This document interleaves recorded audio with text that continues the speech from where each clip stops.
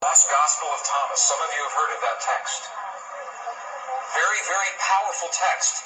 The Lost Gospel of Thomas is powerful because it is believed to be the actual words of Jesus as he was teaching those around him how to use the power of human emotion in his life. And if the indigenous people know it, and if the ancient people know it, why don't we know it? What happened to our knowledge? Well, this is a very good question. And the answer is this. In our Western tradition, and when I say Western, I'm assuming that we are of the Judeo-Christian tradition, is what I'm talking about here. There was a time when this field and the language of emotion was part of our tradition. It was in our texts. Until the 4th century, the year 325 AD. In the year 325, something happened. Our texts were edited, and we lost tremendous amounts of information.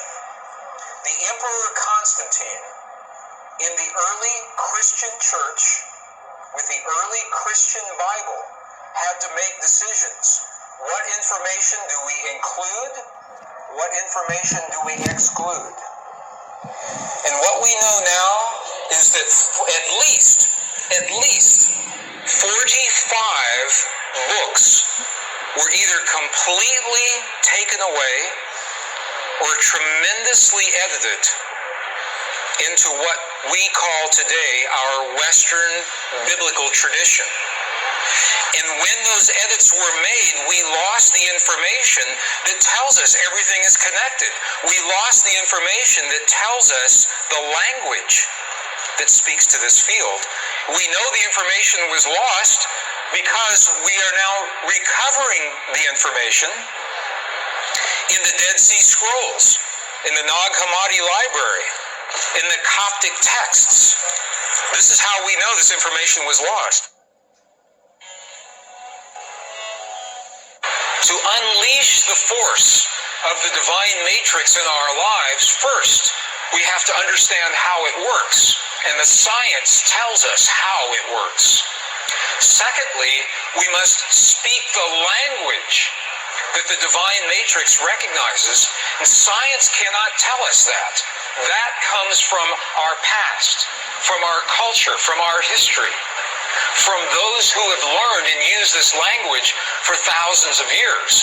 So this is what we're doing right now. We're learning what did Jesus and what did the great masters say about this language. Because it's the same, whether you're talking Buddhist or Hindu or Christian, pre-Christian traditions, they're all telling us that there is a field of energy and that we have the language to use that field. This is an actual page out of the Gospel of Thomas. So we know that this ancient gospel actually existed. And you can see some of the letters. These are Greek letters. You can actually read some of them if you know Greek. You can see some of the Greek letters right here. In the Gospel of Thomas, two very important keys. This was written right around 300 years after the time of Jesus. In this gospel, okay, so here's what we're doing. We've been in the Buddhist monasteries in Tibet, and they're telling us that that feeling is the prayer, one. Two, that we must feel as if our prayers have already been answered.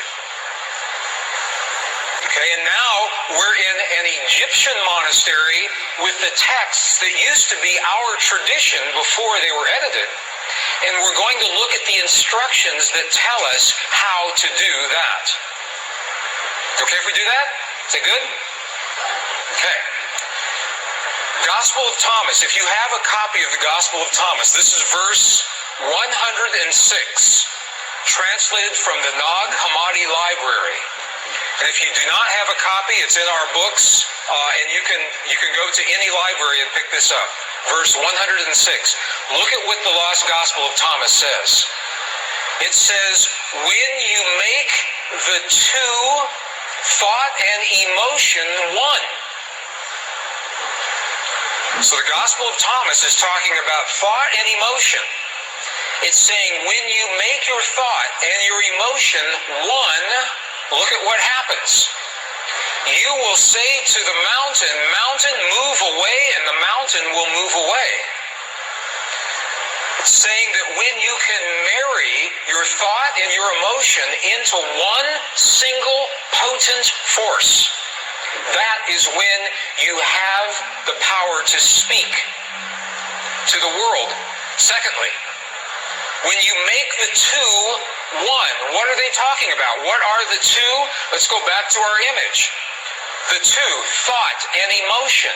When the two become one in our hearts, we create the feelings in our bodies.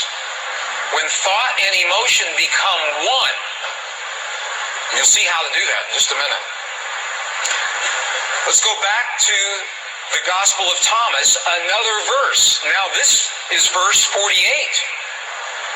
It says almost the same thing. This was so important that it was recorded at least 3 different times in the same Gospel. Look at what this says. If the two make peace with each other in this one house. When Jesus is talking about the house or the temple, what is he talking about? What is he talking about? Precisely you. You are the house. You are the temple. If the two make peace with each other in this house, if thought and emotion become one, if they make peace with each other in this house, look what happens. They will say to the mountain, move away, and it will move away. He's telling us again, in a completely different verse, how powerful it is to marry thought and emotion. But they still haven't told us how. How do you do this? That's the next piece.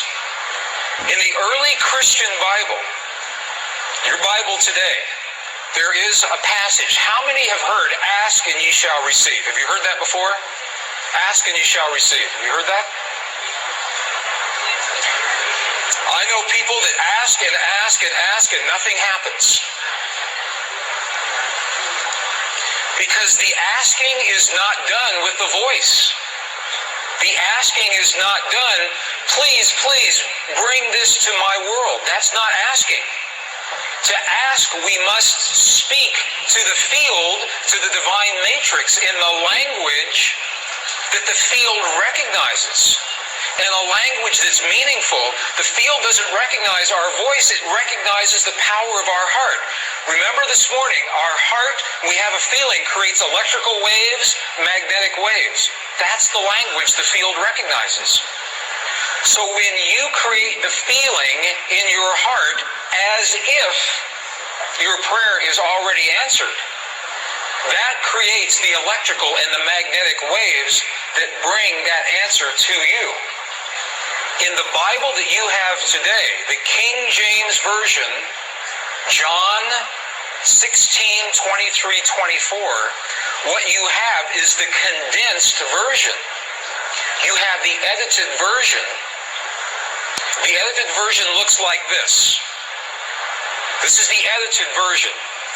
Whatsoever ye ask the Father in my name, he will give it to you. Hitherto have ye asked nothing in my name. Okay? Ask and ye shall receive, that your joy may be full. Okay, this is the edited version. This is so amazing to me because they took out the 2 sentences that tell us how to ask. In the 4th century, when the edits happened, they took those 2 sentences out. Would you like to see those 2 original sentences? Okay, we'll go back into the original Aramaic and we'll look at a new translation. This is the original Aramaic. It begins, it looks very similar. So this is the retranslated version with the missing pieces. All things that you ask straightly, directly from inside my name, you will be given. It says, so far you've not done this, because if we ask with our voice, we have not done this. Now here's the piece that was edited. Here is what was lost. Look at these two very powerful sentences. Ask without hidden motive and be surrounded by your answer. Be enveloped by what you desire, that your gladness be full. Look at what it's saying. It's not saying to speak a word, it's saying to be surrounded, to feel as if. If you are surrounded, you are feeling as if your answer has already happened. Be enveloped. If you want the perfect relationship in your life, if you want the healing in the body of your loved ones, feel the feeling of what it is like as if that has already happened. Be enveloped by what you desire, because that is when your thought and your emotion become one. You think the thought of the healing in your loved ones, and you feel the love of that thought. They become one, and that is the language that this field recognizes. Does that make sense? Are you okay with that? You're going to see an example of this, another example here in just a moment. Ask without hidden motive. What does that mean? Hidden motive. Ask without judgment. This is precisely what the Buddhists are telling us. Ask without the judgment of the right or the wrong or the good or the bad. Ask without the ego. Ask from the heart. Is this meaningful to you? Is this helpful at all? Let me give you an example then. Because to be, if it says be surrounded, that means to feel as if. To feel as if. Now, if that sounds too religious, because it's from the Bible, we spoke this morning about Neville, the philosopher Neville, early in the 20th century. His book, The Power of Awareness. Look at what he says. It's the same thing. Neville says, you must make your future dream a present fact now by assuming the feeling of your wish fulfilled, to come from the place that it's already happened. Now, this is what those practitioners did with that cancerous tumor. I want to just elaborate on this a little bit. When those practitioners healed the woman with her tumor this morning, they did not judge the cancer as wrong or bad or right or good. There was no judgment. They accept that tumor as a possibility, one of many possibilities, because in the quantum world all things are possible. So they didn't say, bad cancer, you must go away. Or we're going to operate on you, or we're going to use radiation on you. They didn't do that. They accepted the cancer as it was, without hidden motive, without judgment. And they said, now we're going to choose a new reality by feeling, assuming the feeling as if the woman is already healed. So what they did was they felt the feeling as if the woman was fully healed, fully enabled, fully capacitated, already happened. And the chant that they were using, wasa, wasa, loosely translates into the words, already done. Already done. And then when they got excited, they said, may means now, not a year from now, not a month from now, not 5 minutes from now, in the quantum world now. And her body responded. It must. Physical reality must respond to the language that it understands. So in the Buddhist traditions, they are telling us the quality of the feeling. And in the Judeo-Christian traditions, they are giving us the instructions to be surrounded, to be enveloped how to create that feeling. And when you put those all together, it's something that happens in our hearts, not in our minds. Feeling as if the prayer is already answered with no judgment and no ego, and feeling from the result. Feeling from the result as if it's already happened. Are there any martial artists here in the room? Karate experts?